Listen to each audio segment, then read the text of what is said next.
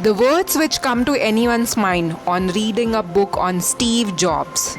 Passionate for every single element of the product, fascinated by a great design, product centric, user experience centric, detail oriented. That is, he has an utmost focus on details such as product appeal, look, speed, simplicity, its marketing, and how the product is selling. Getting the passionate people on board who are as passionate as you are, who believe in the same vision as you have.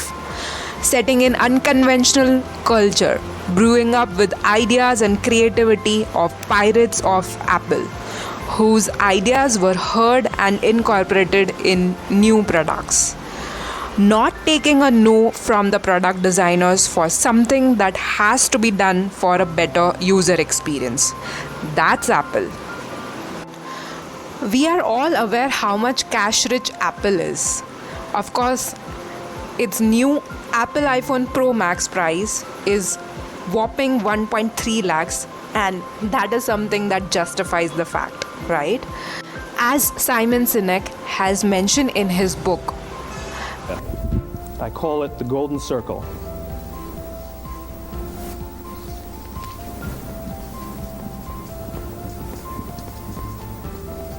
Why, how, what? This little idea explains why some organizations and some leaders are able to inspire where others aren't. Simon Sinek in his book Start with Why has explained why Apple is so successful. Well, because for any company to be successful, it should start with why, and then how, and then what. Let's understand this with an example. Let's say a TV company starts with what? That is, it's selling its TVs, stating that it's giving 4K clarity and has a sleek design. Then it's stating how does it deliver such an innovative product? Well, through assembly of quality products. But it doesn't touch upon the aspect why does it manufacture such quality product. Maybe because they don't know why they do what they do. And then we have Apple, who says we believe thinking differently. Challenge the status quo. How? By making great products with great user interface, which is easy to use. And we happen to make great computers with best Intel chips, good iPhones, iPads, watches, etc. You want to buy one? It feels different, right? You want to join me in this pursuit, not because of our computers are better than others, but because you believe what I believe. This pitch has an emotional appeal, and hence people are drawn towards the Apple's call to join them in their pursuit. This also calls the best talent to join Apple. The employees feel inspired by the vision. In fact, some Apple's few original employees who had assembled the motherboard along with Steve Wozniak were asked to sign the motherboard to make them feel as if they were part of something big. People flock to buy Apple products in an Apple store because they want to be part of something great, like how some people wouldn't like to miss a Star Wars movie. The ownership feeling, especially for Mac, is different altogether. Now, apart from making innovative products, Steve Jobs is also known for his eye on details. Once he visited an Apple store and found the tiles of the floor are not looking great. He asked to replace it with Italian quarry. Apple Store was never a store.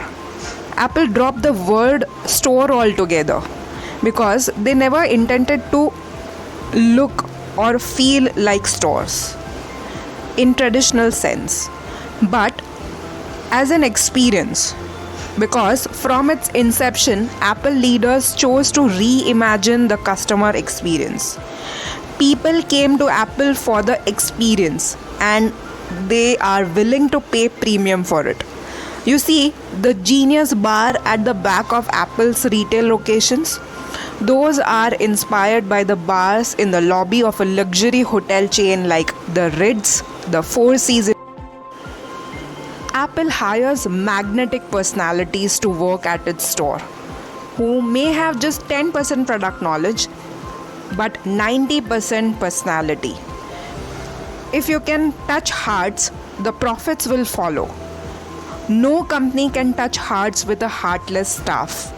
Hence, it hires friendly staff who are coming from diverse background like teaching, art, music, engineering. You walk into an Apple store to be greeted with a smile from a friendly staff. He might also bid you a good buy and invite you to return again. Research says that how you make anyone feel when they enter and leave significantly enhances their likelihood to recommend the company. Apple employees are trained to ask questions as to what a customer is looking for, what is the problem that he is trying to solve, so that they can communicate the features and benefits that help customers solve their problem. The staff is focused in building relationships and trying to make people's lives better.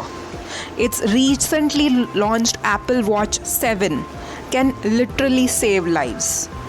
And that's why it's the most profitable retailer.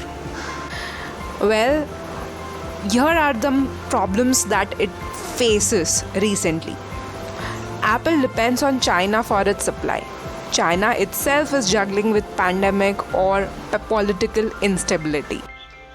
Why suddenly Apple got interested to tap into Indian mobile market? Well, all the stars are aligned for Apple to reap the benefits in India. Firstly, India's premium smartphone segment is growing rapidly. The total smartphone market in India may touch USD 400 billion by 2025, recording a 5x jump. Apple is the leader in premium smartphone market with 41% market share. This could be because Indian market is maturing from volume driven to value driven.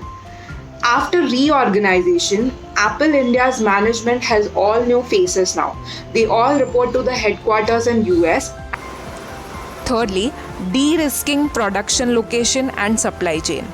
Apple's production in China, which accounts for nearly 1/4 of total global sales, reached a plateau.